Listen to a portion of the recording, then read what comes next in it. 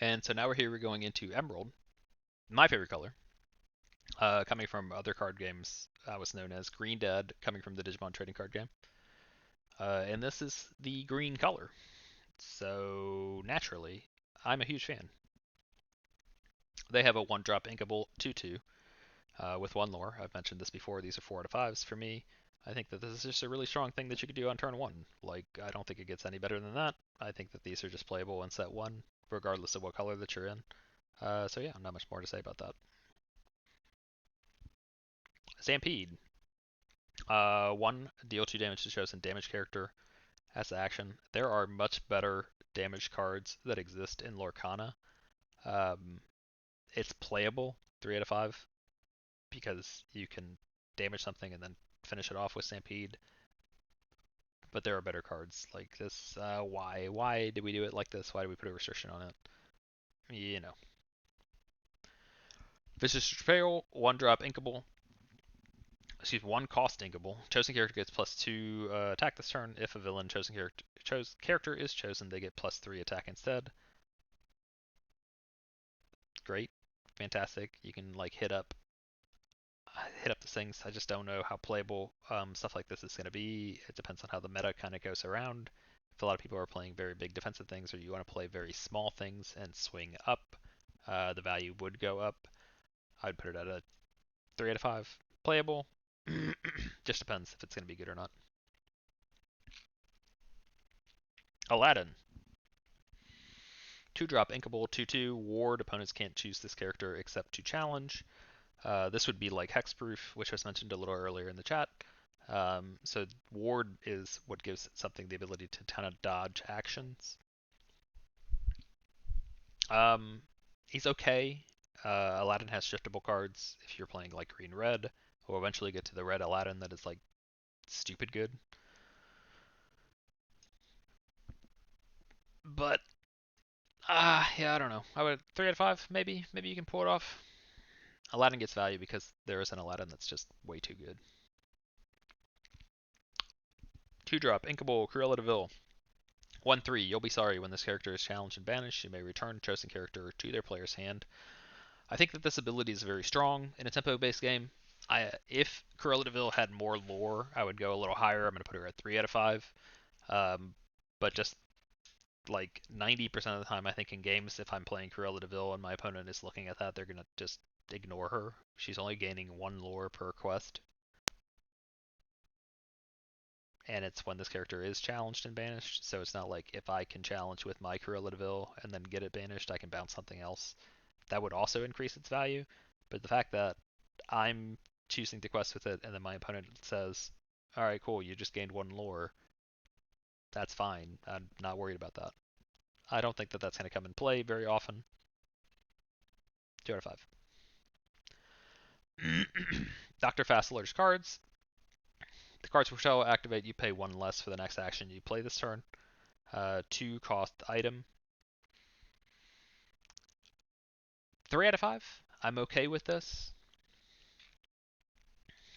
Reducing the cost of your actions can be very good in this game. Actions can be very powerful. It's just the idea of, is it worth it to play this item? Spend your turn playing this item to set up something later on. I think that Emerald has a really strong 5 cost action that we'll get to. And then reducing the cost of that item, excuse me, that reducing the cost of that action could pay dividends, but it's questionable. Flynn Rider, 2 drop inkable, 1/2. Here comes the Smolder. Whenever this character is challenged, the challenger player chooses and discard a cost. Chooses and discard a card. 2 lore. A plus. Discarding cards in this game I think is going to be pretty good. And the fact that he has 2 lore makes him a threat. This guy questing 10 times wins you the game, in addition to whatever else that your deck is trying to do. So if you're questing with this and your opponent is ignoring it, you're gaining 2 lore per turn. If they're challenging it and he's not banished somehow, they're discarding a card and then discarding another card if they have to challenge it twice. So it's every time he's challenged. So I feel like that's pretty good. Don't know if he's going to have a spot, but definitely playable 3 out of 5.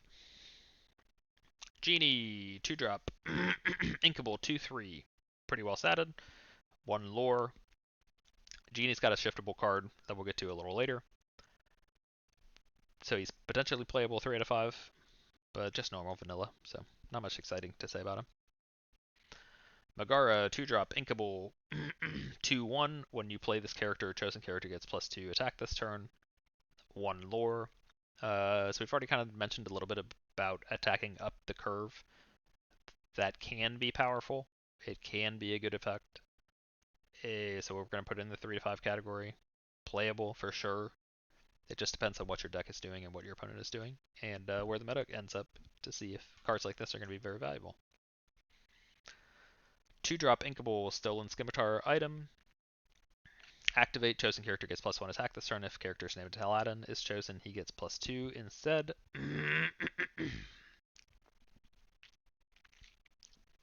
Again, cards like this are okay. If attacking up the curve ends up as a good viable strategy, definitely playable 3 out of 5. It's just whether or not you'd want to spend your resources to do something like that. So it just depends on what the game ends up looking like. Sudden Chill, 2 drop Inkable. And it's a song. A character with cost 2 or more can exhaust to sing the song for free. Each opponent chooses and discard a card. Discarding cards, I think, is still going to be a good viable strategy to use in Lorcana. Controlling your opponent's resources. The fact that they only draw 1 card a current turn and then have to play a card for ink and then play a card we've mentioned before, it's a 2-card swing. It can be very strong. Discard mechanics, I think, if it gets built upon, very, very, very, very, very viable strategy to play in a card games.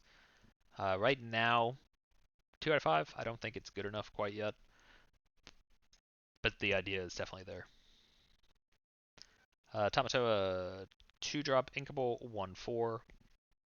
A really interesting stat line. We've talked about 4 being a breakpoint a couple times. The other Tamatoa in blue is shiftable, I believe, and I think this is one of the Tamatoas that you can play on top of. Blue-green is something that does interest me. As far as items are concerned, we talked a little bit about the item to reduce your action costs. Maybe that's a thing that can become about 3 out of 5. We'll see where it goes. 3 drop Cheshire Cat, 0/3. When this character is challenged and banished, banish the challenging character. 2 lore. We get into really interesting cards for Emerald. They generate a lot of lore. They put a lot of pressure on your opponent. They need to be answered, and when they are answered, they punish your opponent. I think these cards are very strong. Cheshire Cat's definitely getting a 4 out of 5 from me.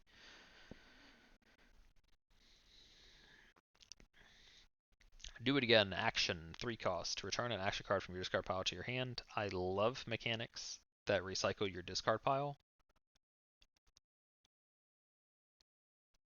I don't know that this is good enough quite yet. I don't know if there's enough action cards in the game that you want to like continuously replay. There are very good action cards.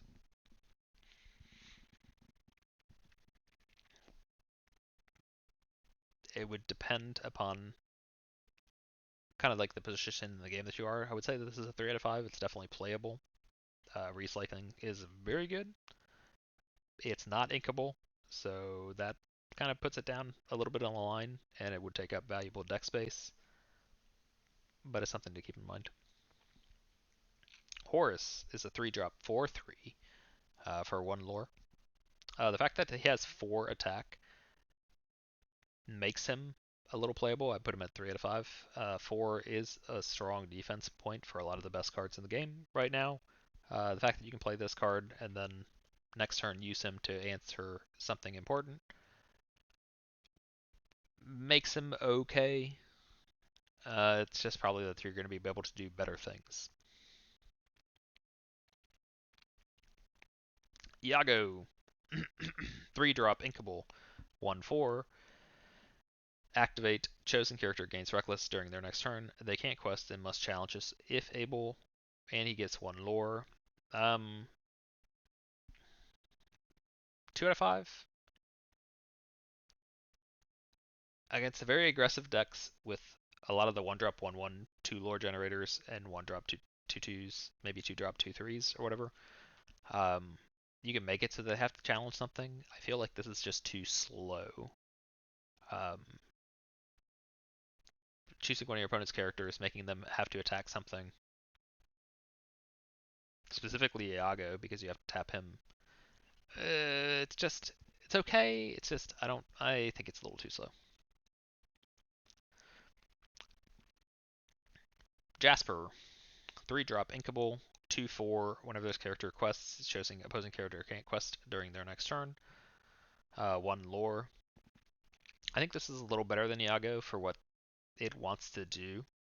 So I quest with my Jasper, and then I choose one of your opponent's characters, and they just can't quest. He's a little stronger than 1/4, so then my opponent has to choose between attacking. But again, I think that these kind of effects are a little too slow. But I do think he's a little better than Iago, so I probably put him at 2.5 out of 5 slot. Mickey Mouse, 3 drop inkable, 3/4, well statted, 1 lore, very vanilla, okay, 2 out of 5. Not much more to say about him. Art is really good though. Mother Knows Best. Action song, character with cost 3 or more can exhaust to sing the song for free, return chosen character to their player's hand. I think that these effects are very strong in Lorcana. There's a genie that we're eventually going to get to that when you play him, he bounces a card. So yeah, I think that that's a fine thing to do. It sets your opponent back a turn. Specifically, like later game, say you play Genie, you bounce something that your opponent just played on turn 6 for 5. They played it for 5. You're playing Genie on your 6. You bounce their 5. You tap Genie and you bounce their 4. Like getting ahead 2 cards is pretty insane. I think that that has potential. We're going to put it in the 3-5. Definitely playable strat line. Just really depends where it ends up. Peter Pan, 3 drop, inkable, 3/2.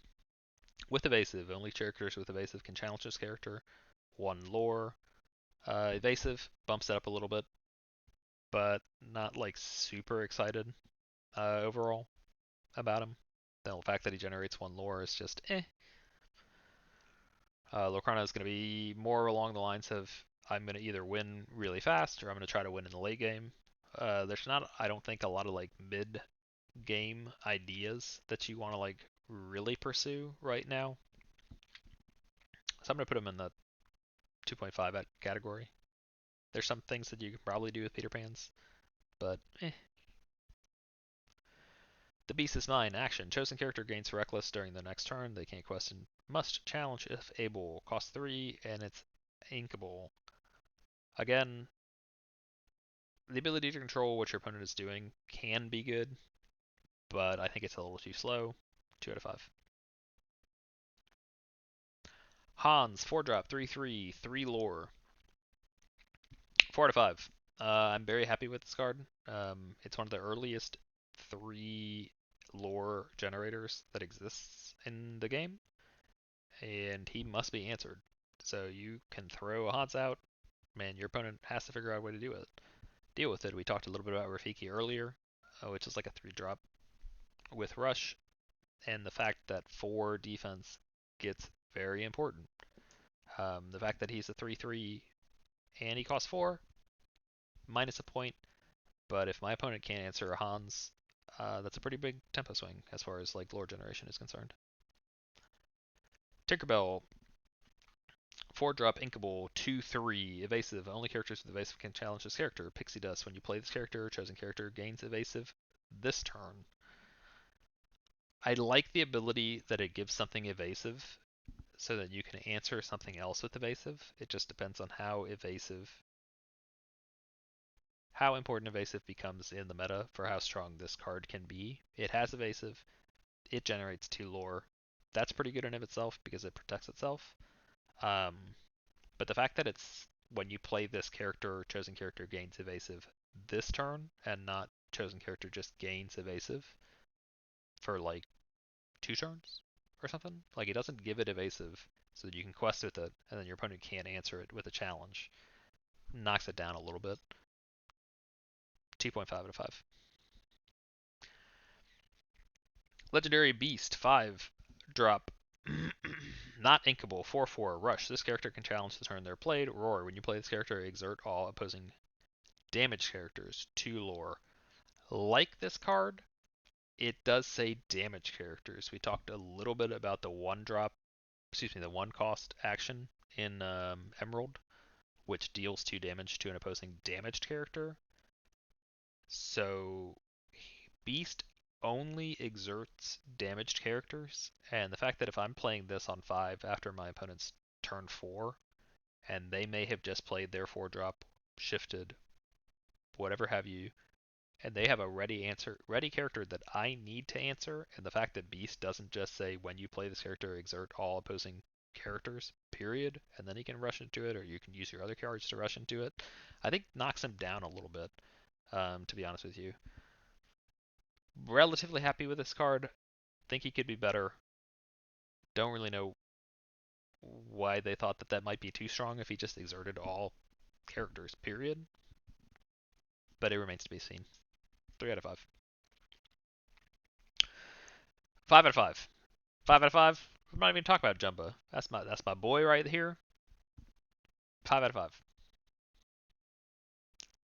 Cusco. 5-drop. 2/4. Ward. Opponents can't choose this character to accept challenge. No touchy. When this character is challenged and banished, you may banish this challenged character, and he's got 3 lore. He is definitely a 5 out of 5. This is one of the best cards in Emerald. He is a must answer because of his lore count. Can't be answered by actions, so it has to be answered by challenges. He hits the 4 threshold on defense, so usually we'll take 2 attacks, and it will always remove the banishing character. Great card. Another one in Emerald at the 5-drop slot. This one is inkable. 2/4. Whenever this character is challenged, you may draw a card, and he also has 3 lore. This is another great card. Drawing cards is fantastic in Lorcana. It just depends on what you're trying to do and what you're trying to build with your deck. 4 out of 5. Definitely a playable card. I think he's very strong. This is the action that I've been mentioning a couple times.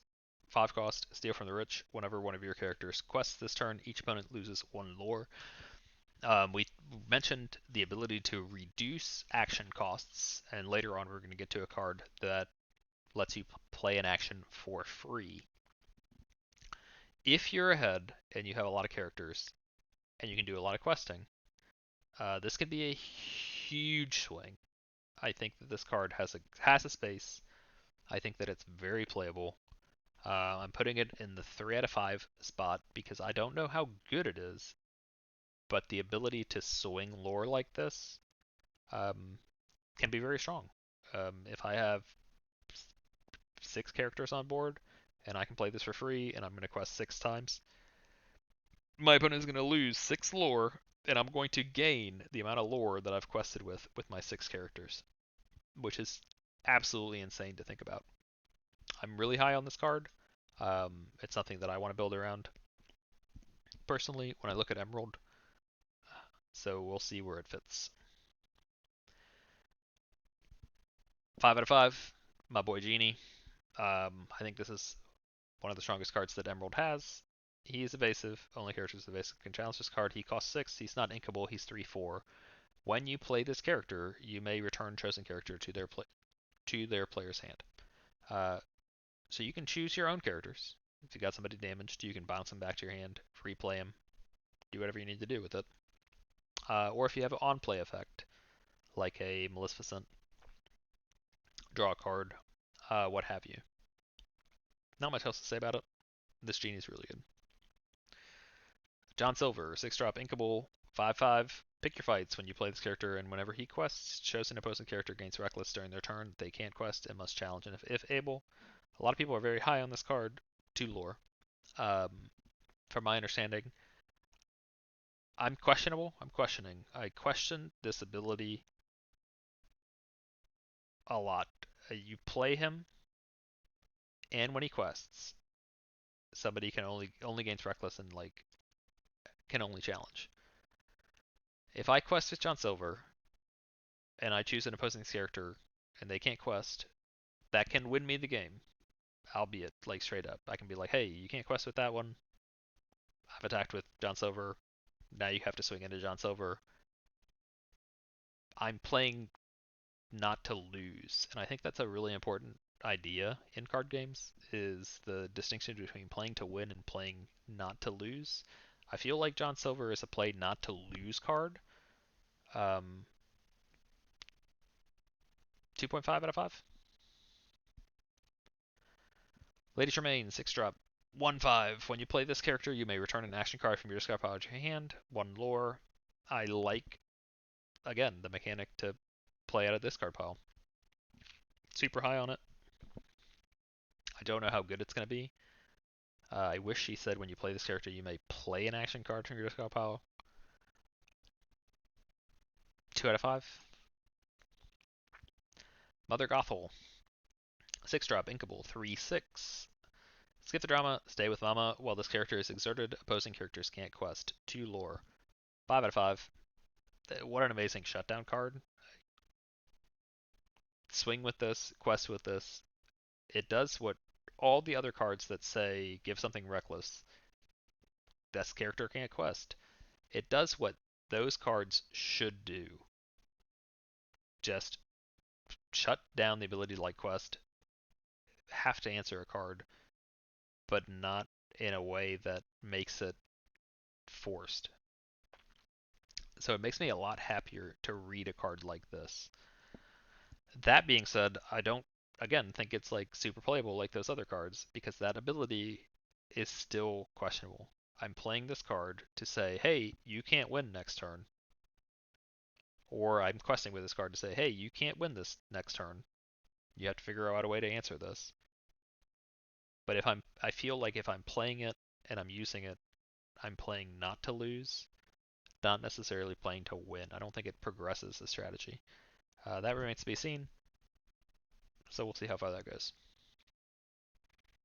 Mickey Mouse, 7 drop, not inkable, 6/5, shift 5. You may play this on top of one of your characters named Mickey Mouse. Whenever you play an action, chosen opposing character can't quest during their next turn. 2 lore. Again, like the ability, shutting down people's abilities to quest. Questionable about how good it is with filling your deck with action cards. I think maybe there's blue green ability like built to do there to ramp up into the ability to be able to play action cards effectively. I don't know how much draw power that's going to have. So it remains to be seen. 3 out of 5.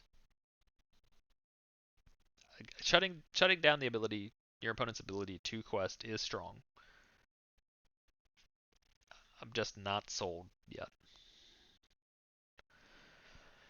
8 drop Genie, shift 6. You may pay this 6 to play this on top of one of your other characters named Genie. Evasive, only characters with evasive can challenge this character. 3 lore, 3/5. Makes him pretty good. Phenomenal cosmic power. Whenever this character quests, you may play an action with cost 5 or less for free. So this is what I was referring to a little earlier with the 5 cost action. That whenever something quests, your opponent loses 1 lore. So say I shift my Genie 4/6, my 8 drop Genie 4/6, and then I quest, and I play that card. My opponent loses 1 lore, and then I gain 3 lore. That is a 4 lore swing. Just off Genie questing, not including any other characters that I have. I think that ability, there's something there. I just don't know how good it is. 4 to 5. And that does it for Emerald.